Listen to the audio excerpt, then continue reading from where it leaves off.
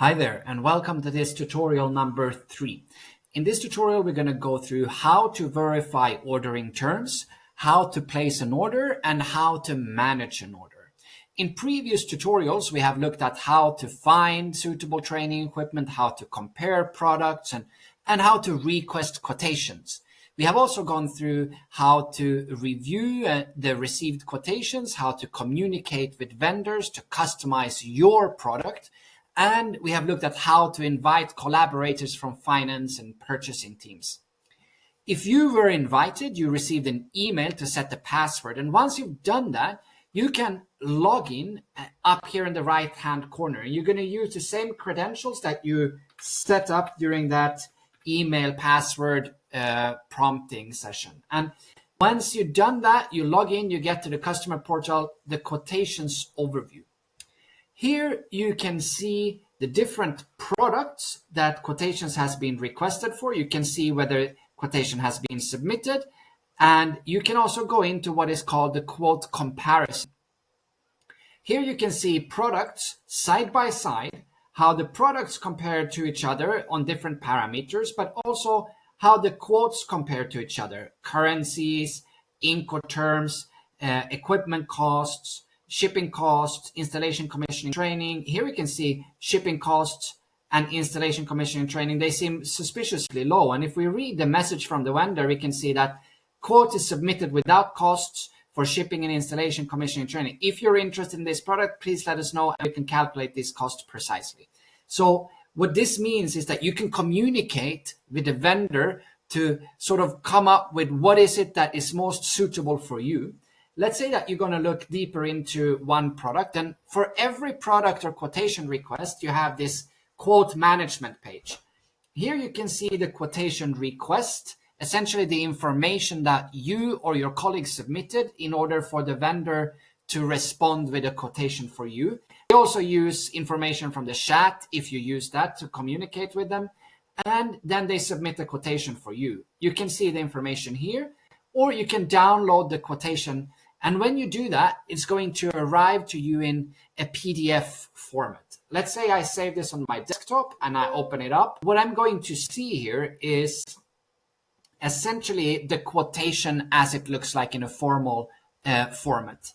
Here would be your customer details, and here would be the details of the vendor that is selling you the products. You can see that there are unit costs, number of units, shipping costs, installation, commissioning, training, the escrow cost, which is the cost of using the Edquip platform. We're going to go a little bit deeper into that as well. Commercial parameters such as the issue date of the quotation, the expiry date, Incoterms, and a message that would include any sort of deviances from what is a standard product, if you have agreed upon that in the chat in order to customize your specific products. You can also see payment details, but the actual payment details are only provided upon the acceptance of the quotation. You can see in terms and conditions that the way of interpreting this, if there would be any questions, there would be essentially the quote goes first, the information that goes here. The second would be the SOP, the Edquip standard operating procedures, and the third would be the parties' terms and conditions. Let's have a look here. So by the way, quote feedback is always nice to leave for the vendor because they put a lot of time into preparing quotations for you, etc. Let's say that you want to understand a little bit more how Edquip works. You can either look deep into the standard operating procedures. This is exactly row by row how Edquip works in different scenarios, different situations, etc. The simplest way is essentially just to go through the milestones. So what happens here is first you request a quotation. We verify who you are and that you are who you say you are. Then the vendor submits a quotation for you.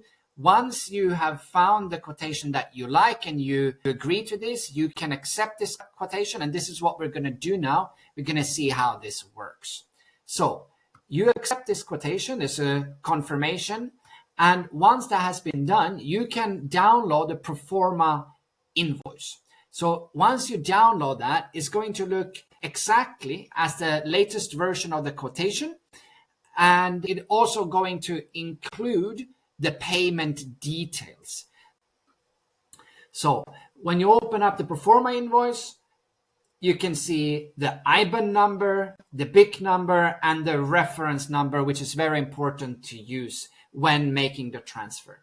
Once the transfer has been made, it goes into the escrow accounts, and we at Edquip, we will confirm that the payment has been deposited.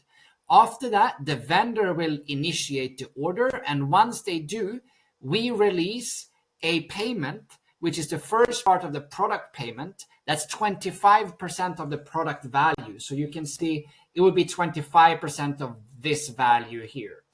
And once the order has been manufactured and the manufacturer has tested the equipment and confirms that it works as it should, they are going to click a button, and what happens is that the payment gets released, and that's the payment associated to the shipping costs here.